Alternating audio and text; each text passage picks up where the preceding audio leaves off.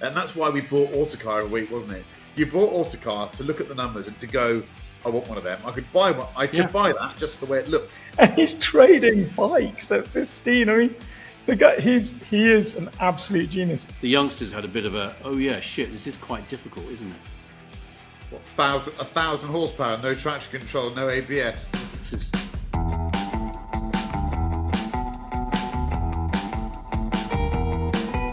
Hello and welcome to episode 11 of the Car Podcast with Chris Harris, brackets tired, and his friends.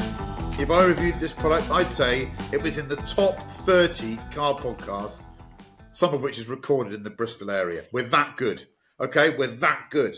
And you might notice that this one and the next one will have the same clothing worn by the protagonist because we're doing a double record because I've got to go abroad.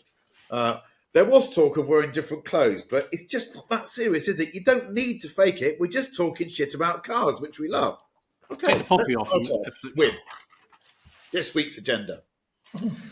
Name one new car you'd like to buy. I asked this because I think we spend a lot of time moaning about new cars, but we love cars, so there has to be a new car that each of us would like to buy, doesn't there?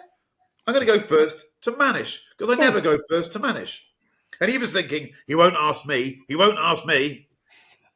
I didn't think you were going to ask me. I think there is a car that I have had a little go in. The only thing that I could see about it that I didn't like, I liked everything about it. I liked the way it looked, loved the way that it drove. And I'm talking about the very basic version of this.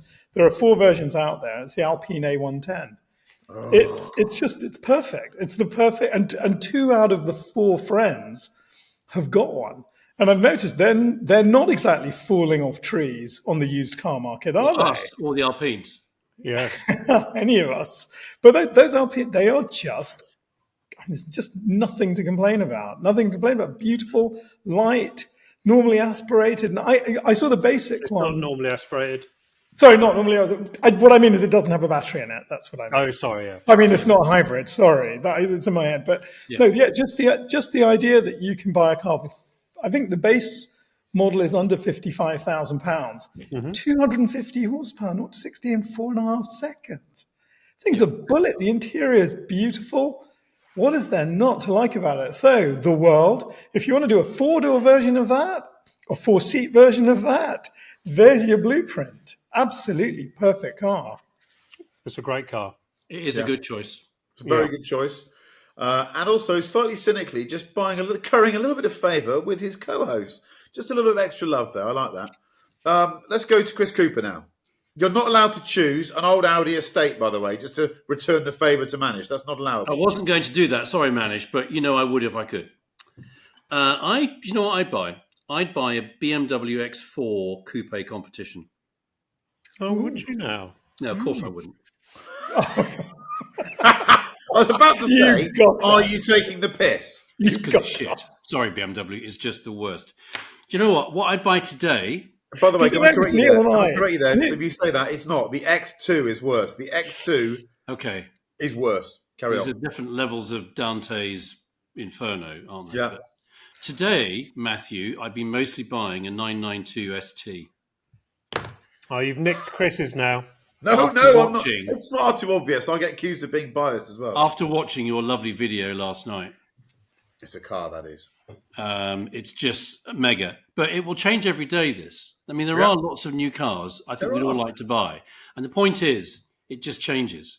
Yep. And today, I cannot get ST out of my head. Everywhere, I've been a bit busy today. When I've had a little smidgens of time, I've been looking at videos, pictures, your video mostly, in fact, entirely, prices, wishing them down like the dove from above in Shooting Stars. Hey, Jesus. What spec would you get? Talk us through your spec.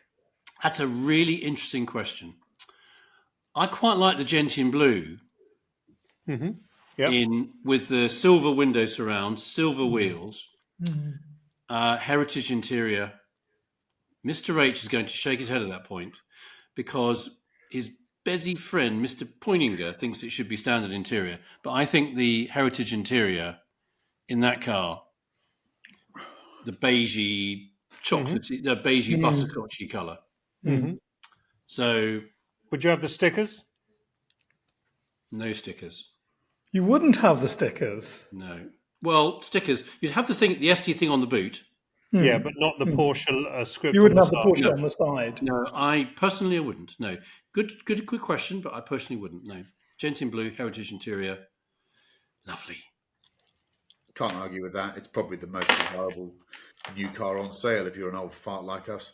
That was I can't disagree with that. Neil Clifford, what would you have? Well, we've got this. I've got a little first world problem dilemma in our household. Oh, Because my lovely wife Emma, I did the gracious thing of buy her a new Golf R, which she absolutely hates. No. The 8.5, no, the 8, the 8. Yeah. was that And earlier last actually- year? Yeah, so it's a 23 plate. I remember. It's got all the gear on it, the Akrapovic or whatever it's called, and the bloody special R package and the blah, blah, blah. But actually, it's not that much fun because it's all cars. You have to live with all the sort of lane assist and all that. But half the switches aren't illuminated. You know, anyone who knows that car has read all the shit about it, and it's probably worth half of the value when it was new. So now we're debating changing that for something. And you know where we've landed? We've landed on a washing machine. We've landed actually on an electric car. Oh my God. Which one? Because Emma's, as with all people's biggest dilemma, not about electric cars, is not the sort of dynamics, not the fact that it's too heavy, not all the shit that we all worry about. Most people worry about range. Yeah. And we had the electric Mini and we had the Taycan, which obviously was more my drama than hers. And we live 50 miles outside of London, and you want to be able to drive to London and back and still have 40, 50% range. Because if you've got 20%, you may as well have 3% because it's just a horrible feeling. Yeah. So now most electric cars are up to 200-mile range, even if they say 250 or 300. So where have we landed? We've landed at the new Renault 5 or the Renault 4. And I think they look really quite cool. The 5 looks cooler than the 4. The 5 is the one. Yeah, the 5 is the one, but it's 2-door. But I think there's a really good, I think it's in Evo this month, a really good little review in yellow. And it's got lovely little chunky arches, got a super cool little retro dash and really good sort of cool seats, 70 seats. I don't know how much they are. And you go on the Renault website, you have no clue what to do. It's actually impossible to figure out how to buy. It says something like you've got to buy a Renault 5 token or a For gift God's card sake. or some shit. All I want to know is how much is it and which dealer can I buy it from? Oh, no, it's much more complicated than that. You know, you've got to join the club. You've got to sign up to this thing. You've got to go to another website. I mean, do car companies not want to sell us shit anymore? I want to buy a Renault 5. Can the dealer contact me, please? And we'll buy one. Actually, we've got a lovely Golf R Mark 8 for part exchange. So Renault 5, yeah, new one. Alpine started that nonsense Did they? with the Honestly, go on the Renault website. It's been designed by someone that doesn't want people to buy cars. There's some Gen Z person or person somewhere in some agency going slay, or whatever Gen Z say. And they said, yeah, let's have an app. No, tell us the dealer. Yeah. Totally. How much is it? It'd be nice to know how much it was. It says in what car it says 23 to 29,000 pounds. Yeah. Go on the That means Renault website. Go on the Renault website. No, I'm not going to go on the Renault website. Be here all But But night. anyway, if I could buy one, which I think is quite difficult, maybe in 6 months' time they'll be available. Maybe I'm being a bit naughty. That's what I would buy, Mr. Harris. Would you get that or the Alpine version? I haven't really studied the Alpine, the R1, the 290. 290. Yeah. I don't really know what it is. Probably the Alpine one's cooler, isn't it? You see, I think your first choice was cooler. I think the Renault 5 is the one. The little Renault 5, and it was my first company car, the Raider edition. I was going to say, you're going to put a Raider sticker on it. 1990, the dark blue one. I love that car. And Yeah. if it's half as good as that, we'd be happy. 200-mile range, CarPlay. I mean, what else do you need? It probably is half as good as that. And twice the price. Oh, What would you be buying, Mr. dear. Harris? I mentioned one last week, but I don't want to say it again. I do like the Ioniq 5N. I think if I was going to go and give a monthly for something, that would be it at the moment. However, there's one ICE car that I think I could easily, if I was in that frame of mind, just, you walk into a dealership having literally seen a review or a video clip or something.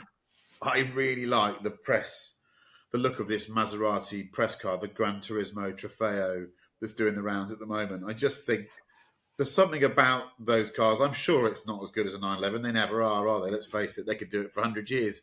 And the result in Evo would still be not as good as a 911. 3.5 stars. But we're sort of over that, aren't we? That's what if I launched a new Maserati, I call it the Maserati 3.5 stars.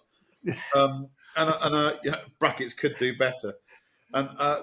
But I just, sometimes it reminds you why you love cars, that you can just see a picture of a car. And that's why we bought Autocar a week, wasn't it? You bought Autocar to look at the numbers and to go, I want one of them. I could buy one. I could buy that just the way it looks. I still buy Autocar. Yeah, so do I. I've got a subscription. Yeah, brilliant. I don't, because I suppose I just fell out with magazines for a while. But I've always loved magazines. Maybe I should get myself a subscription. That's my New Year's resolution. I'll get a sub to Autocar.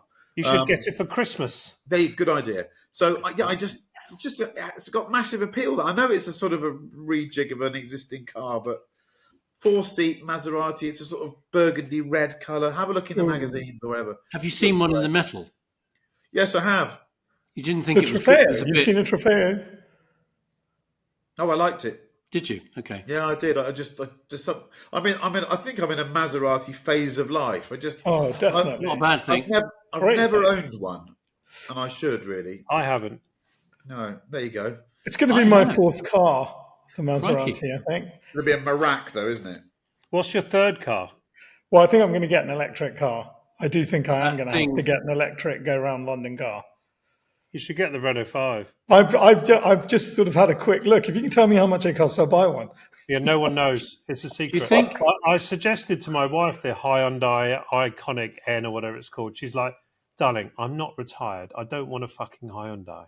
Oh, tell you what, give Mrs. Clifford to me for an hour, and I'll send her around a track in it. She might change her opinion of it. It's an absolute weapon. But there is brand perception, isn't there? That's a very good one. That's if Hyundai would like to give Shay Clifford one of those Ionics, maybe they could move the dial on brand perception. Yes, Emma could come on here and say it was a revelation. Do you know what, lads? I don't think Hyundai's brand perception needs any work doing now. I think if they've, well, we just killed it, haven't we? No, I think that's it. Listen to us. I would like to. That was my natural move that's where you, because it is a sort of the best electric Golf-sized car, isn't it? Yeah. It's much bigger than a Golf. Is it? Massive, yeah. It's a bit like the Palace of Versailles. You only realise how big the fucker is when you get up close. It's one of those. Yeah. I often mistake the two. Yes, there we go. Mixed. Not like a Purasangue. Not like that. For example. Puree sandwich. The purely sausage. The purely sausage is that isn't as big as you think. It's not. I thought it was. I didn't think it was as big as I thought it was going to be. That photo of us, the thing comes up to my jaw. I mean, literally. Yeah. Okay. Moving on. Winter car routines. What are yours? And that could be anything about driving in the winter, or it could be about wintering, preparing your cars to be wintered over. But interpret that as you want. Neil Clifford. I'm right in this moment. I've decided for today's podcast, I'm going to be very practical and logical and honest. As opposed to? For once. Begs the question. Well, we're now entering battery death season. So one really, a car can start up one Sunday, you get to it the next Sunday, it's dead. Yeah. Suddenly those batteries, I don't know, it's like a tortoise that you thought you'd wrapped up for its incubation period, and you haven't. You've left the door open of the box, and it's frozen when you get there. Batteries just die instantly at the moment. So keeping cars on charge, I think, is a very good. I don't do any of that. I don't know. Take the tires off, let the tires down, whatever Rotate them. you should do about tires. But I do make sure that cars are started up regularly. How often is regularly? I do once a week. It's a bit too much, actually, because then I don't leave them running long enough, and then the plugs get all dirty, and then I've got Graham, my local mechanic, has to come round and clean the bloody plugs because I started a car up for 3 minutes and then stopped it, and I'd done it wrong. I don't know any of this shit properly. I just love cars and driving cars. I do the winter tyre thing. Yeah, You do. Even though I'm not a big believer on the fact that winter tyres make Wouldn't any be any kind of believer. Well, I'm sort of. I have this sort of worst case scenario. I always think something's going to go wrong. I think there's always going to be this apocalypse. There's going to be an instant snowstorm, and I'm driving to work, and I'm going to get stuck for days. So anything that I'm driving properly, I do the winter tyre thing. I'm very Germanic and obedient on those things. Do you carry emergency stores in one's booten from these? No, Clementines? I'm not that organised. No, do you? No. No. I just call Keith on the farm. You clean cars more often this time of year. Yes. And that's not like a maintenance thing that you have to do, but I just don't like leaves in the car. I don't like dirt. I don't like dirty wheels. So more cleaning. I frankly never check oil, water, and not really. I might once every 2 or 3 months do the bloody tyre pressures, but I know Manish every time he drives checks that. Winter tyres and batteries. Batteries are where it's at, aren't they? I mean, yeah. How many of those what are those chargers called? CTEX. No, yeah, they've got a fleet. No, these. Oh no, that's different. That's the jump start. Yeah. The NOCO. I almost carry one of these like my wallet. Is that for personal use or? I love these. Those are also, they've got an output so you can use them as a phone charger. Yes. And the torch. Yeah. They're a great product. They are really good products. Do you ever use it for personal starting in the morning? Do you have nipple clamps for it? Sometimes I need it after an espresso. Like an espresso. Make an espresso. It'd be good if it could make an espresso, wouldn't it? You probably could. Well, I'll add a couple of things here, I think. So I think when you've got your daily car, I always feel this time of year, a daily car, the thing that really does the heavy lifting for you. I feel a bit sorry for it going into winter. It feels like you're on the back of a mule and you've done the flat bit and now you come into the side of the mountainous nasty bit. And I sort of want to wish it well. So sometimes I might as a bit of a slob, I want to make sure everything's right. So I might give it a fresh set of tyres, make sure they're good. Probably not winters. I'm not a big fan of the old winter tyre. I think a really good tyre that's got some tread in it for me is a normal all year round tyre is perfectly good. I always make sure. This sounds ridiculous. One of the worst things that's happened to me with a car was being lazy and not putting any additive into a washer fluid reservoir, and it split, and it caused absolute fucking mayhem with the car. So I do make sure that I've got a good water to detergent, whatever you want to call it, screen wash ratio. Otherwise, you're going to get in trouble. And also, there's something with all these heated nozzles and everything now. If you get in the car on a cold morning and you don't have a garage or something, you'd be surprised at how a good squirt of the good stuff will mean you can be on your way quite quickly, which is always good in the morning. Also stops you doing, and we've all done it, that, I can see out. And you realise you've got basically a letterbox to see through the windscreen. Most mornings. You can't see anything. And it's arguably more dangerous than drink driving that. It's absolutely ridiculous. Yeah. Both together would be really pushing the boat out. Yeah. Yeah. So that's and then when it comes to sort of stuff that you don't use as regularly, I'm a bit more vigilant. So I'm not like Neil. I don't start things up every week, but I do go and have a look, because in the winter that's when it goes wrong. Again, I had a unit once. I had a pipe in it, and the pipe burst. I didn't go there for 3 weeks. When I came back, car was wrecked, absolutely destroyed. Yeah. Just there because just little things like that. Go and check on your loved ones. And I'd also you leave your loved ones in the shed as well for 3 weeks. T and indeed he.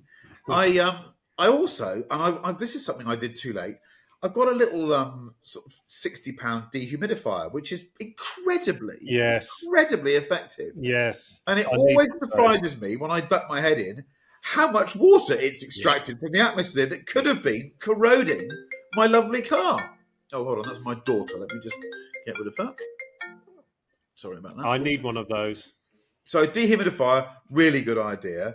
And the other thing I do, and this came about in a conversation I had outside the public house with Nick the bouncer from the Albion, who's a great lad and loves his motorcycles. But he rides all year round. I put my motorcycles away now. I know this is fair weather, but I've had 2 instances in the last week where I've come around a corner and there's been mud and shit on a road. That if I've been on a motorbike, don't care if you're John McGuinness, you're not solving that. You're off. No. And I just don't want to be that person. So the motorbikes I almost hide the keys. They're gone until the weather gets better. So those I'm sure I've got some more to share, but we'll go to Chris Cooper now. I might have stolen a couple of his, but I'm sure he's got some others. Well, the fluid in the windscreen washer. What would you say is the ideal ratio for our listeners? 3 to 1. It's a bit like using an old 2-stroke engine. I take the instruction and I add a good dash for luck. More is better. Yeah, I agree with that. Yeah. But you never know when you go. Are we talking about just those random big things of blue stuff that are outside the petrol station? Yeah, you can buy the pre-mix stuff, or you can buy the concentrate. And concentrate means you can get a bit of a stronger one in there. Yeah. It's always my hunch that the premix ones are actually sort of diddling you a bit, and you're buying an awful lot of water. Yes, and fueling the climate change crisis by all these lorries carrying water around, which is otherwise available from the hosepipe just outside the garage window, whatever. It's interesting you say about leaving the bikes at home. I think one of the winter car routines, which not for every car you've got, actually don't put them away for the winter. Try and use them. Yep. Because there's nothing nicer than on not a salty day, but a slippery, greasy day. This morning was the first time this year I had to go to Bicester quite early this morning. And there's the roads around here, they were dry. On the way up the A41 past Aylesbury, other side of Aylesbury, they're a bit greasy, bit of HS2 construction, just slight film. It's the first roundabout this morning where you tip it in, you think, oh, it's going to do a little bit of that, a bit greasy. And small tyre car, that's a bit of fun. So don't necessarily put all your cars away for the winter. Winter tyres. When did I last put winter tyres on a car? You'd think one of the bonuses of global warming would be nice summers. We don't seem to have had those. We definitely don't seem to be getting very, very cold winters. We would put winter tyres on everything. And I can't remember last time we did it because it's just not cold enough. It don't come till February. Yeah. Say again? It comes at February. Briefly. If there is. Yeah, briefly, yeah. Briefly. The one thing, though, I have found is an essential accompaniment of winter motoring. It's one of those water blades, those little rubbery things that have got a little sort of like windscreen wiper thing on it. They're quite pleasant and quite sort of flexible and squidgy. And you sort of can wipe them across the window in the morning when there's condensation and everything.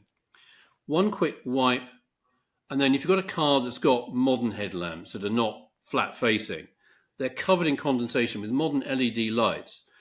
The condensation on the headlight cover just confuses the thing. So it's literally like some diffuser. So all of your headlights aren't going forward. They're going up in the air and you can't dip them or anything. So a little quite quick wipe with the water blade over one's headlights, particularly if you've got LED or these type of things, I found works wonders. This is essential consumer advice for the winter motorist. Manish? I say with a grin on my face, how do you prepare for winter with your cars? 650 miles in a year. Just don't do any. It's really straightforward. It's just London Sorry, man. Underground. It's just a matter of interest. Can we Top inquire up your Oyster card. How many miles have you done this year so far? Including picking Lola up, taking her down, coming back about 400 miles. Good lad. Yeah. I did 447 today. God. So, but may I just say that you picked up, I think, on the biggest point. I mean, we just don't have cold winters. In central London, I can't remember the last time. I think we had one day last year, one evening last year when it snowed and settled, but that was about it. But having said that, I'm a bit paranoid about winter because I do such few miles. I've actually had the battery replaced on my Audi a couple of times. Basically, they've just said you've got a dead battery. The AA have come and I had to actually do it. So number one on my list, and I said it before, is AA. I always make sure that my AA subscription is absolutely fan-dabby-dozy, including Home Start, for those rare days when you customer they've got. Oh, I definitely, you bastard, right? You're on top of a spreadsheet somewhere in the AA. Can you imagine? Number one, sell him another battery, okay? Because he'll believe it. Has he got any friends we can sell to as well? Just 3x. The other thing is I always have a blanket in the back. I do put a blanket in the back. That's a nice thing. I always have a blanket in the back of the car. I just have this little slight paranoia about these things. And my other thing is marathon stroke Snicker bars. I always have a few of those ferreted away in the fridge in the glove compartment. I just have them because I have a thing about if the car breaks down, what is going to happen? What is going to happen is I'd just eat it. If I had a marathon in a car, the emergency marathon, we've gone. There'd have to be 12 in there. I think they're great. I think a marathon's the way forward in a car. Where do you put the marathon in the car? I have a fridge in the glove compartment. What? An actual fridge. Yes. When I got the Audi, I had it spec'd, and it was sent from Germany. No, my wife just said, "Why are you wasting money on putting a fridge? It's a small fridge in the glove compartment." And I said, "Look, the reason I bought this car is because we have a 1-year-old child, and this was pre-Uber. And I basically got stuck on a train. No one would let us sit down, child in pram. I just thought, I'm getting a car. And I ordered it. I literally ordered it the next day. It turned up 8 weeks later. But it was great. The Audi configurator let you do whatever you want. So I got exactly the car that I wanted. And one of the things was the fridge. And it always had cold milk. That was a great thing about it. And it's a great little fridge. You can get 2 bottles of water in about... Was there a cow in there as well? That marathon, that Snickers bar would just be whispering to me the whole time. Oh. I'm here. Don't you want to eat me? Don't you want to eat me? It would last one journey. How many more years of the branding Snickers will it, you think, before you're going to give up on marathon? No, never. I think just... I quite like that. Oh, I quite like that. Just they did a special edition last year or the year before, didn't they? Where they called it Marathon for a couple of weeks. Yeah. Do you like your marathon Snickers? Do you like them cold from the fridge or sort of room temperature? Cold. No, I love them cold. They're great. They're like if you've got teeth like mine, if they're cold, they become a bit of an object, get a health hazard. They have your teeth out. They taste better. It's best cold. Well, we have that debate here. I think it gives off more of the aroma when it's room temperature. And therefore it tastes more snickery. I'm going to dive into my ice cold Sauvignon Blanc now, just to disprove. I'm a bit late to this, but if you're a big marathon lover, Snickers lover, have a go at a Star Bar. A Star Bar is a really good bar. That is that a Cadbury's product or another brand? I think it's a Cadbury's product, but it's a good thing. It's got wafer. The only difference is a little bit of wafer in it. Or is that a Lion Bar? No, that's a Lion Bar. Star Bar is caramel with the nuts inside the tube and chocolate on the outside. And as you can see in my latest films, I've eaten a few recently. So you really should get yourself a Star Bar.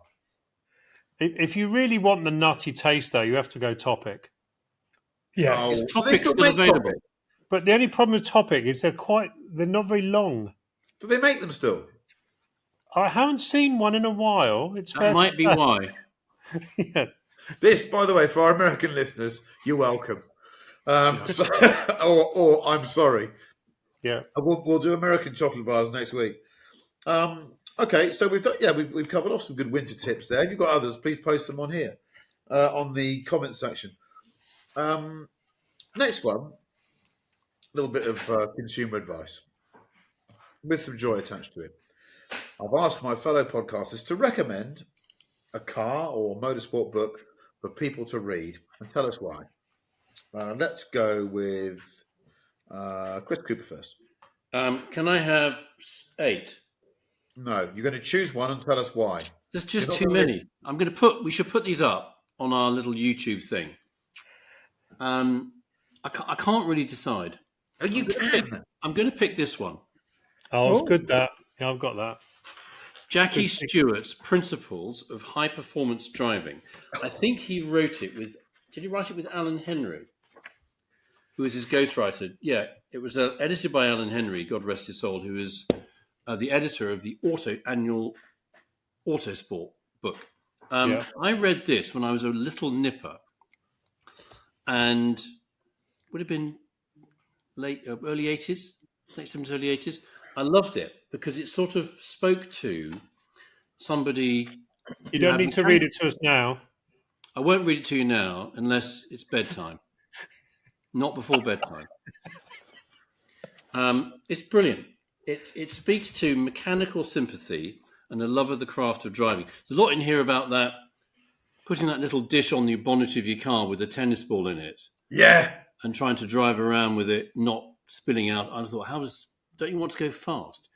But do you ever remember he actually shot a whole film with Jan Magnussen, teaching Jan Magnussen how to drive. Yeah, with that bloody dish on the dashboard. There's Jan Magnussen going, "Ooh, I'm going too fast. I must slow down. I'm going to be a motor racing driver." Yeah. He's amazing. And it's when I realised that actually it seemed like a perfectly normal thing. There he is exercising in Hyde Park. He kept rooms at the Grosvenor House Hotel. And I thought, well, when I grow up, presumably that's what everyone will do. I didn't quite realise quite what a wealthy, successful chap he was. But for teaching you about how to drive, mechanical sympathy, some principle, I think it's lovely. Anybody who's interested in the craft of driving and thinking about life, it's a really good book. Christmas present recommendations. Right, that's sort of what we're doing, isn't it? Also, what a name for a book. The Principles of High Performance Driving. Oh, Guys, just got it all. It's a textbook. It should have been the sort of the recommended text for everybody at karting school. And I'll get distracted. I'm going to put it down. It's just reminded me that I missed out on one. There's one. I'll do it next time. Okay, Neil Clifford, what are you going to have? I don't read many books, but I've read about 4, and this one is the. We can never probably see this. Put it up. Denis Jenkinson. Denis Jenkinson, who's a legend anyway, as we know. A passion for Porsche. Oh, it's just his life story of him and his little 356, which is now beautifully restored and races at Revival. Actually, it's a gorgeous little Prie that he went round Europe about 20 times, did 200,000 miles in the car. The car's still alive and racing and looks wonderful, and I'm very jealous of the owner. I don't do jealousy much, but that one is a top car. And Denis writes brilliantly, super technical, but super emotional. And it's hard to do the art and science as a writer, as you would know, Chris. And he does both, and it's really good. I'd recommend that book. Okay, repeat the name of the book. Denis Jenkinson, A Passion for Porsches. Love it. Okay, Manic, what are you going to have? Well, I always go for the triad every single podcast. So my first strike as Denis Jenkinson's favourite driver of all time was Ayrton Senna. Good, got that one. 2 to go. I would read this. Oh, it's a great book. That's the best one. Oh, I haven't I got think that. so. 2003. Yeah, it's on my Say what it is, stack. man. Say what it is. It's Terry Lovell's Bernie's Game, and I read when we're making the Bernie series. That's 2 now. I read everything I could read. I mean, any article, any book, and that one is just. I mean, it's just utterly superb. It grabs, it captures the little boy. It describes sort of growing up in Suffolk. It explains moving to East London, Dartford, the bombings. It shows how he starts off as a motorcycle trader. But he gets a job at 15 basically at the equivalent of whatever London gas would have been at the time. And the reason why he takes this job is because they have a telephone and he's already set up a motorcycle trading business. And rather than getting into trouble with his boss, the boss answers the phone and goes, "Just a minute, I'll get it for you." And he's trading bikes at 15. I mean, the guy, he is an absolute genius. It's a wonderful moment he buys his boss out. He goes, "Oh, tell you what, I think I'm doing more work than you. I'll buy you out." And he just buys him out. It's the early Bernie in this is just faultlessly described. And I thought I haven't read it for a while because I think it's the definitive book on him. Yeah. It always feels like a book of two halves for me. The description of the early years is better, and I felt I could pinpoint the moments in which the publisher got a bit scared and went, Can we make it a bit more vague? Can we live? Yeah, there's a definite point where that book changes, but it's the best one about Bernie that I've read and I think I read most of them. There's a great moment actually. He does explain he does get an interview with Bernie and with Slavitsa for a couple of hours, and he goes and meets them, and he just says, "I sat down with him. He nodded a bit, he shook his head a bit, said 3 words in 2 hours, and out I went." It's also the best description. If you want, I love the little naughty stories about Formula One, be they Machiavellian behaviour or cheating in the paddock, whatever it is. It's got the best description of Bernie being naughty. His tricks, particularly him and Max against Balestri. It's worth reading for that alone, isn't it? It's very, very entertaining. I totally agree. About halfway through it, it becomes a little bit congealed, but the first half is literally, it is a laugh a minute. He is a very funny man, and I think he captures the wit of the man. Very good shout. I've got lots of books. I've got lots of books about cars, you can imagine. I'm going to choose this one, which you might look a bit weird. This is called "And the Revs Keep Rising," and it's the collected motoring words of Mel Nichols. Yeah, who is that the Lamborghini silhouette on the cover? That's the convoy shot from the convoy. Yeah, the convoy story. Convoy story from Car Magazine. So I think Mel, but the pull quote on the back of the book is this. This is about Mel. His story about driving 3 Lamborghinis from Italy is the best ever drive story. ... I'm trying to do stuff like that now, only on television. Jeremy Clarkson. So this is the man who I think more than anyone probably shaped the way media wanted to report on cars, but also glamorize them. Because until people like Mel came along, it was very cold empirical road testing. It was the autocar road test, the motor. And this bunch of Aussies came over and they changed the way we did it. They did. They used it as entertainment, and Car Magazine was excuse the pun, the vehicle for that. But Mel, I think, they were all bloody good. Gavin Greens, the Cropleys, give them all edge of Ian Fraser. But Mel, the Mel stories were just that little bit more. And I think Convoy, Quattro Vardi. So you think back to these great stories about Daytona. I mean, we used to quote them in the autocar office. You could learn the first paras and read them to each other. And I think there's some photos in there. He also is a clever bastard because he somehow managed to keep the copyright to it all and publish a book of his collected works. If I tried to do that, I'd just get sued. And he was the editor or director of Haymarket when I was there. And he'd sometimes come in and you'd be a bit like, oh shit, it's Ian Botham just walked into the room. If you're a cricket player, he was quite a presence, but quite the writer. And I think it's published by Haynes. So, and the Revs Keep Rising, Mel Nichols. It's not a holiday book. It's an absolute leave it by the bog the whole time. And then and away you go. It's a throne book. Lovely. Now we're going to move on to a bit of Formula One. We didn't discuss Brazil last week, although I thought, a sort of very kind summary about just how amazing Max's performance was, but I still got hammered in the section for not respecting him. I don't know how you can appease these people. I don't really fucking care. I think we celebrate them when they're great and we give them a kick in the balls when they're not. Manish, how do you feel about that weekend? Now you've had a week to ruminate. I had a crack at watching the qualifying on Saturday. And, I just felt so sorry for the commentators. It was one of those classic, are we going to get it? And I think it was Damon Hill who called it first, just sort of said, we got to abandon this. And I could almost hear his producer screaming down the ear, going, you can't say that. You can't say it may happen, may not. He got it exactly right. So what we ended up with, I mentioned that only because what we ended up with was probably the most intense Sunday I have ever witnessed on television. I mean, it was just, what did we do? We turned our TVs on at 10:30 and pretty much without a break. Quick pit stop for a sandwich, with all that bloody safety cars, this, that, and the other. And that's just during qualifying. I think, how many red flags were there in qualifying? 5?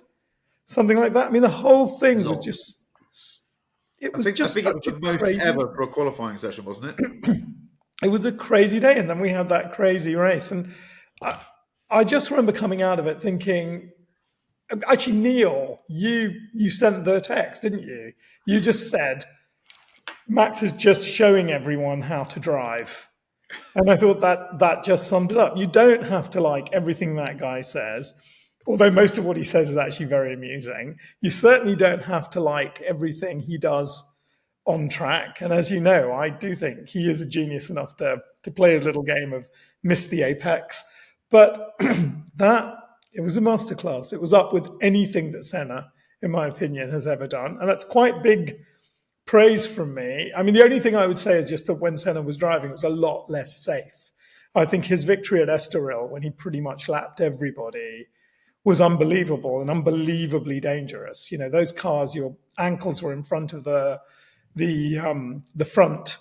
front wheel axis. So if you hit something, you're going to break something. And they had nothing on them. Electronically, I think the wings were very rudimentary. There was no undercar downforce in those days. So with all of those sort of silly minor caveats, I mean, it was just an extraordinary race. And I came out of it, and the thing that I also felt, it was just sometimes a champion just shows you how bloody good he is. He just says, okay, come and get some of this. And the way he overtook people, and then when he got into the lead, he could easily have done, I'll just stay a couple of seconds ahead, mind my this. What was he, 19 seconds clear or something ridiculous? 0.7 second a lap faster. He was just making the point to everyone. He was really making the point. He had 9 of the 10 fastest laps in the race. It was ridiculous. And when Lando went off twice, and Lando's not a sloppy driver. He's not a sloppy driver. I think there was just so much kind of like, I am the best. I've had a crap car for a while, but the conditions today, the work that we've done on the car means that I can drive it. And I just want to remind you all who the now 4 times world champion is going to be, because no one's going to take it off him. Yeah. And there's very little else to say. Apart from Ollie Behrman, for me, slightly, and Colapinto as well. You got to see fantastic kind of youthly exuberance, but just these aren't go-karts. They don't like big wet races, and if you do get it a little bit wrong, they'll throw you off and make you look quite ordinary. So that was also just the other end. And the final point is really about Alpine. I mean, somebody said that those points are effectively worth about $30 million for them. I mean, that's a good day's work from a couple of drivers. They'll pay half of Flav's fee for the year. Yeah. Anyway, so that's it. It was a fabulous race. Fabulous race. Mr. C, what do you think? I mean, it was a great day. It was a great day. It was, like you, I sort of sat there in my pajamas, sort of from first thing in the morning until sort of a bit late. It was just fantastic spectacle to watch. I don't think Lando has looked further away from winning a world championship than he did that day. Bless him. That was a tough day for him, wasn't it? It was a very, very tough day. He clearly wanted to come in when it was absolutely the wrong thing to do, tactically, strategically. He wasn't comfortable. I know it's not popular. I talked to some young people recently who know the sport and said, why is George not popular on the internet? He's not popular on the internet. I said, well, he's a bit weird and he's a bit... I said, well, on that day, that weekend, he didn't put a foot wrong. After Max, he was easily the best of the day. But Lando, bless him, I also wonder whether Piastri let Max through very, very easily. There was nothing in it for Piastri for Lando to win the championship. And you just reminded me, in fact, my brother and I might be talking about it. And Mike said to me, don't you think it's obvious that Mark Webber has taken his little charge, Oscar aside, to say, can I give you the lesson in how not to get fucked about by your teammate when there's two of you who are sort of going at it? And I thought, do you know what? He's spot on. So I do wonder for Lando. He looked beaten afterwards in every way. And there's, clearly he's not a cat. I mean, the swing and the pivot from early in the race, you think, wow, there could be 16, 17 points, and then it all went the other way. And I think the last thing I would say would be, and you've always said it managed to extent, the youngsters had a bit of oh yeah, shit, this is quite difficult, isn't it? What, 1,000 horsepower, no traction control, no ABS. And I just wonder. Albon has looked under pressure now. Colapinto's there. Okay, Colapinto literally rolled it into a ball, but I just wonder if Williams will make a lot of money if they can sell Colapinto to somebody else. But if they could wave a magic wand, would they rather Colapinto and Carlos Sainz next year? Is that not one of those days when actually it confirms that Colapinto's clearly got a great future, but Albon's performance in qualifying was absolutely sensational. It was until he binned it. Yeah, but I think he was unlucky there. I do think he was unlucky there. By putting it off the circuit? I think the conditions were awful at the very end there. I seem to remember walking back to the pits on occasion when we were racing together and trying that same line myself until we all looked at the onboard together. I was unlucky. Yeah. Neil Clifford, what do you think? Well, you guys said it all. It was one to remember forevermore, wasn't it? We remember where we were when we saw Max just make the point that he's much better than everyone else. Yeah, we remember that day. It was just unbelievable, wasn't it? I think it's certainly if you had to.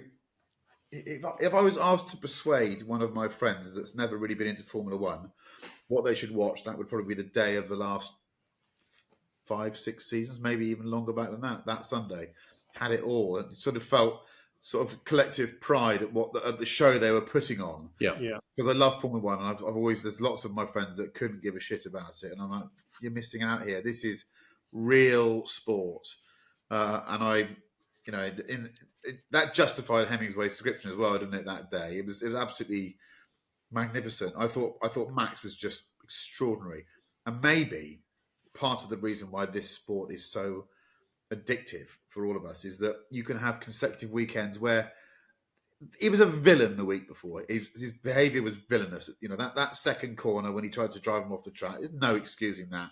He knew it was shite, and he comes back. And he's a totally different person.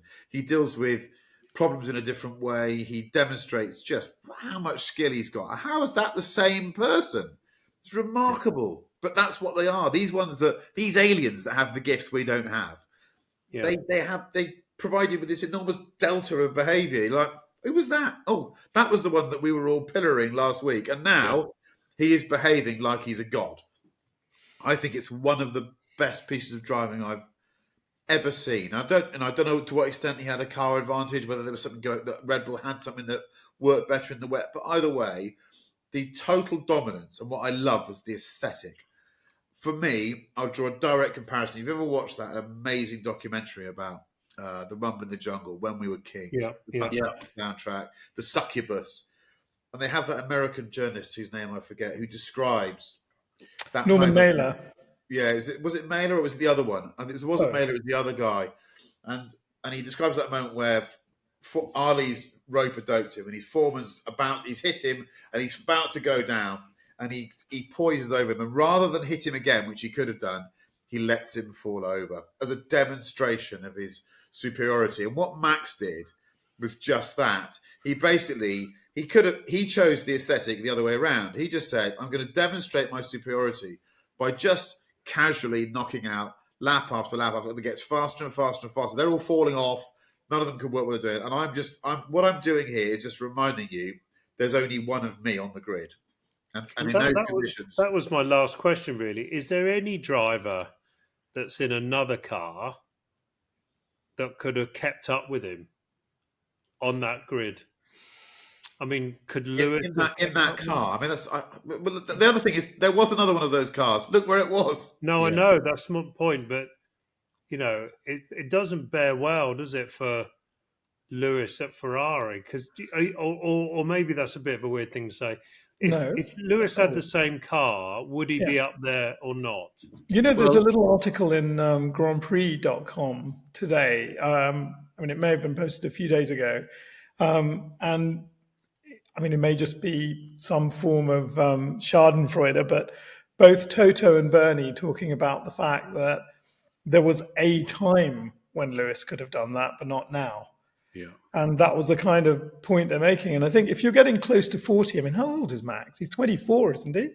25. 25. He's nowhere near the peak of his performance, in my opinion. I think he's probably got another 5 years to improve, although he's on a flat part of his curve. Who could do that? Leclerc could probably do that on a lap. Sainz probably over the whole course would have been 0.3 slower, really quick, really consistent, probably not made a mistake. Having said that, this weekend was not the weekend for me to prove that. But the simple answer is no, Neil. There's just no one that good. No one. It looks like that, doesn't it? Yeah. There's the way you described that, Chris, about that imperiousness and that. There's another book, actually. We'll put it on the list of things. It's not actually about cars. The book is called On War, about war. It's by Carl van Clausewitz. You've read Clausewitz's On War. You've read that. Yes, I've read bits of it, yeah. God, okay. Cameron did a bit of war studies in his degree, so we got it. And it's the book in which that famous quote comes from, war is politics continued by other means. And there are a number of theories in there about, it sounds obvious, about how war starts and how it's prosecuted and so forth. And what Max did by bunging in those fastest laps, there's a theory somewhere in Carl van Clausewitz's book that sort of explains what Max was up to. It's that committed and self-belief and I'm going to crush them. It's extraordinary. I think he did. I think, look at how often do you see a piece of sporting performance or a demonstration of prowess that leaves so many other people's shoulders visibly sloping. He just shattered them. It was extraordinary, particularly after that Mexico as well. So, yeah, there you go. Remarkable. But I maintain that if he turns up with a load of shithousery next time out, we'll say it because it's shitty when he does it. But my God, he keeps us entertained. It would be bloody boring without him. Okay, we're going to do a quick two-car garage now. It's from Jono6379. And I like his casual use of the English language. I've got a two-car garage question for you guys. You have £100,000 to buy one of your fellow podcasters two cars that are very much not them and something they would never consider buying, but something that once lived with and driven, they will grow to love greatly. What a lovely way of putting it. We've decided it's going to be like sort of Christmas Santa thing. So Neil and Manish are going to couple up, and myself and my namesake are going to couple up. Clothes on. So let's go. American football. Let's go for Neil and Manish first. Shall I go first for Manish? Yes, please, Mr. Clifford. No, Manish is a film director. He's a visual guy. He sees his life like he's living in a edition of GQ magazine. Everything has to be, to quote, beautiful. So I'm giving him the opposite of that. I I'm knew not, it. I'm not going to give him deliberately ugly shit cars. I'm going to give you cars that you don't see a visual aesthetic, something that you don't naturally go, I want one of those, because they're not beautiful. So I'm giving you beauty underneath and boringness a bit on the outside, or a little bit ugly, but cars that once you've driven them 3 or 4 times, you'll be like, oh my God, Neil, you're right. So these are the 2 cars. And what have I got, 100 grand? You got 100 grand I too, can't remember. So I'm buying, Manish, a Nissan R35 GTR. Definitely a car that Manish wouldn't buy because he would deem it to be rather ugly and maybe not appropriately placed in Holland Park. But a car that you would absolutely think was a masterpiece of engineering and you would actually enjoy it. So I'm buying you that. And that's, I mean, there's a million different versions. I'm probably going to take it to Lichfield and not tell you and put 1,000 horsepower in it as well, just so you will absolutely shit your pants when you drive it for the first time. But then we'll say, Manish hasn't been tuned. That's just a normal one. You might but we'll actually make it 1,250 horsepower. And then it seems to me that you've never owned a hot hatch. Now, you really, really have to own a hot hatch because they are the kings of cars, in truth. So I'm going to buy you a hot hatch. I've had them all, and my favourite one, therefore I'm gifting you mine, in fact, is the Renault Clio Trophy. Because it is a super boring little car, something that most people would walk past in the street and just think it was a little $2,000, boring little French thing. But the engineering of it, the dampers. The beautiful big engine in a little car, the Recaro seats. A bit like the Alpine 110. You'll drive it for a couple of miles and go, "Oh my God, Neil, I found my religion. This is just an amazing car. Thank you so much." Those are your 2 cars, Manish. Happy Christmas. Oh, thank you. I love it. Manish, what are you going to buy, Neil? This is tough. Listen, I just have to buy him 2 cars. I know for a fact he hasn't gone through. When I say a fact, a probabilistic fact, because we've only been doing this podcast for 18 months. So the first one I'm going to get you is the twin brother of my Audi A4 Avant. Okay, oh, no, and it's 17. That would be new for me. 17 and a half years old. Okay, but it will be absolutely pristine, metallic black leather inside, little fridge in the glove compartment. Now, when you first look at this, you're going to go, all right, it's immaculate. It doesn't go very, very quickly. Why would I want this car? I'll tell you why you would want this car. Because you will fit in this car, and it's actually really ergonomic, and you're a tall guy. With the seat right back, you'd be in a really nice driving position, especially when you come into London. You could park it where you want. No one spots them. No one will scratch it, even though the thing is absolutely pristine. I made sure it didn't have electric seats, so that doesn't break down. But nothing else on this car, apart from the battery, ever needs anything doing. It's big enough for you, Emma, 2 kids and a dog. Okay, so your dog's going to love the estate element of it. I wouldn't get you the diesel version, though. I'd get you the 2-litre petrol version. And I think it was about 160 horsepower, which in central London, honestly, is more than enough. And I'd also get you a slightly boring auto version because that's all you want to do, go from first to second, second to first in central London. So that would be your little central London car. Does it have a Snickers in the fridge? And you will have, I will, endless Snickers in the fridge, endless Snickers in the fridge. And the other car I'm going to get you is for summer, because this car, 17 and a half years old, is probably worth about $3,000 or $4,000. So it only leaves me £96,000 to buy me a second car. And I'm going to import this from India for you.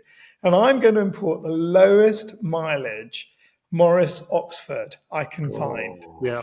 A little white one. And I'm going to get you one because this is the car of my childhood, just for summer use, but I'm going to take it to O'Rourke's. And I'm going to spend £35,000 on the inside of this car. It's going to Sorry, have. can I correct you? Another £35,000. Let's not give away what I've possibly But spent. you thus could far. fit your old interior that they've already got into this car for nothing. I am going to design you a little perfect in Koyo. Okay, so I'm going to get you this beautiful, slightly Tickford white Morris Oxford. I'm going to design this beautiful Koyo interior. It's going to have diagonal, what they got, fluting on the doors. The whole thing's going to be complete leather, and I'm going to get some beautiful Indian ornate Agra. They do this amazing inlay work that they do in the Taj Mahal. I'm going to have your dashboard. It's going to be like a marble dashboard, this beautiful thing. And you're going to just go out in the summer with Emma with a picnic basket, and that's going to be your summer car. With an Indian takeaway in the basket. Quite right, in a wicker basket in the back. Lovely. Do you remember when that company called Karma Cabs had Morris Oxfords they used to run around Chelsea in?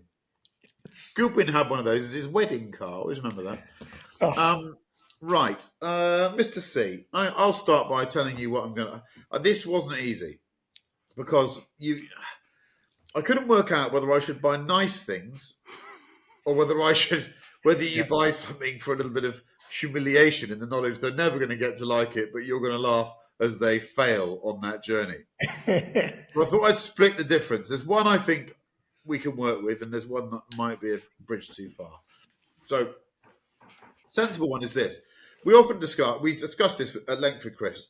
Why can't Audi build estate cars that are really, really, really good to drive? There's always something wrong. I think the C6 or C7 RS6 is the best one, but it's still, just when you thought it was great, you'd hit some bump and you couldn't understand why the sun wanted to fall out of it. But I think the B9 RS4, the current RS4, is a bit of a lurker. They're really good. The suspension isn't very good, but I know you can find a kit for this that really brings them alive. And I think that green launch colour with clear glass is quite a cool looking car. So your daily's going to be a green B9 RS4, clear glass with a lovely brown leather interior, and I'm going to have an XTC suspension kit made for it. So it's going to ride like a bastard. However, and I think you might grow to think that's quite cool as a year. I actually quite like the idea of that. Well, muncher.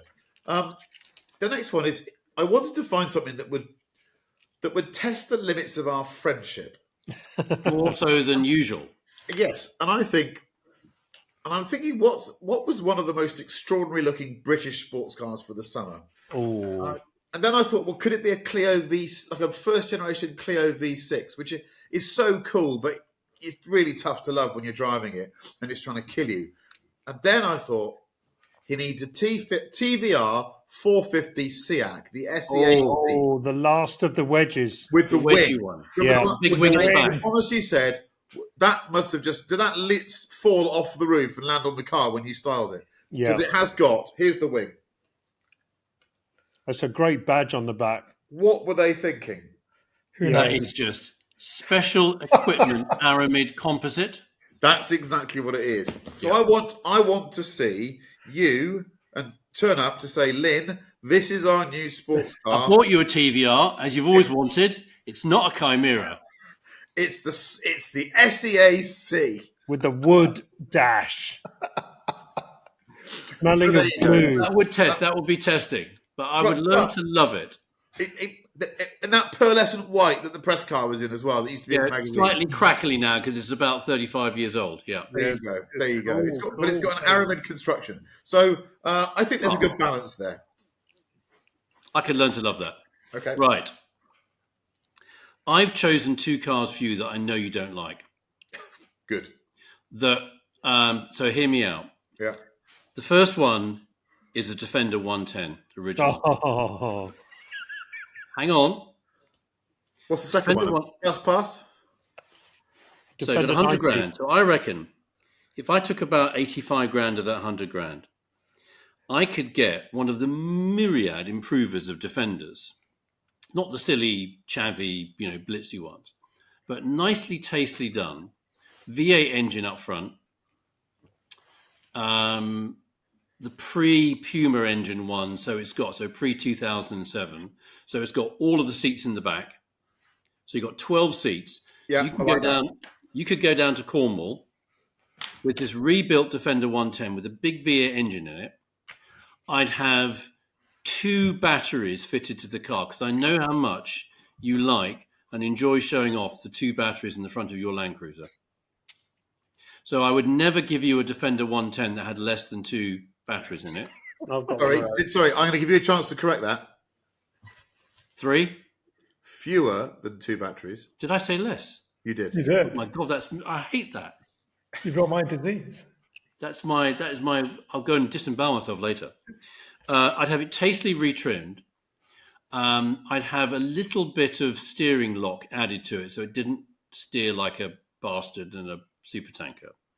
And I think down in Cornwall, with all of your friends down there, when you have your little summer little thing, getting all your friends in there, I think you'd really like this resto modded Defender 110, lots of batteries, lots of V8 power, and I think you'd realise there's something anthropomorphic about it.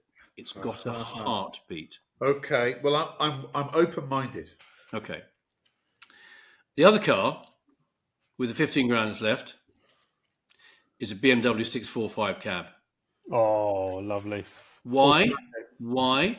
Because in that, you can go around the countryside chasing trains with your new best friend, Francis. There you go. Because that was the nicest film. Lovely film. And I just think the two of you together was just such... I had tears. I texted you last night. I had tears. Everybody's written about it. That bit where on the North Wales Expressway, when you come alongside...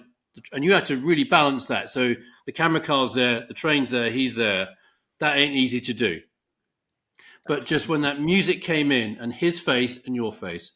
So I think the 645 cab, there'd be a little bit of me travelling with the two of you being happy. Well, that's very lovely. I think, yeah, the film's lovely. He's a superstar. If you've not watched it, go and watch it. Go on to Francis Bourgeois' YouTube channel. We went and chased a steam train. Steam trains, by the way. How did I not fall in love with them? I'm glad I was kept away from them when I was a kid because I could easily. That could have been that was a moment in time. I could have gone a totally different route. They are objects of desire. They are wow. Yeah. So and the 645. When I was a kid, I tell you what, when I was a kid in India, there were steam trains. That's what we took. I mean, before diesel locomotives and electric locomotives took over, they are just extraordinary things. They are. And also the Bangle 645 cab, like all his stuff, he's witchcraft. I like it. They look good now. I had 2. You did. And also, I think the pre-face, there was a bit of a facelift, wasn't there? There was 645, and the engine was nicer. The early one looks better though. It does. Totally agree. It does. You're quite right. Okay. Has anyone got any music? I might share a bit of music. I've got one. Yeah. Yeah, I'll do a bit of music. Here we go. Something I was listening to a minute ago, and someone else go first. Manish, you go first, if that's all right. Okay, yeah. I'm going through a little bit of a David Bowie phase. So, Young Americans. Just listened to that properly this morning, and what a piece of music. It is, yeah. Neil Clifford. I was in a band once, and I was rubbish. I think I've said that before. And I was listening to The Stranglers this weekend, and No More Heroes. I was just probably one of the best endings to a song ever. Yeah. I'm going to go. Oh, and I've still not found it. Off you go, Chris Cooper. So I've still got Quincy Jones. Oh, and I spent a bit of the weekend listening to Bad, and I really like Man in the Mirror. Oh, that's great. Just for driving around to, you couldn't help but feel good. Man in the Mirror. Yeah. I can't find the song I was looking for on my Tidal, but what was I listening to this morning?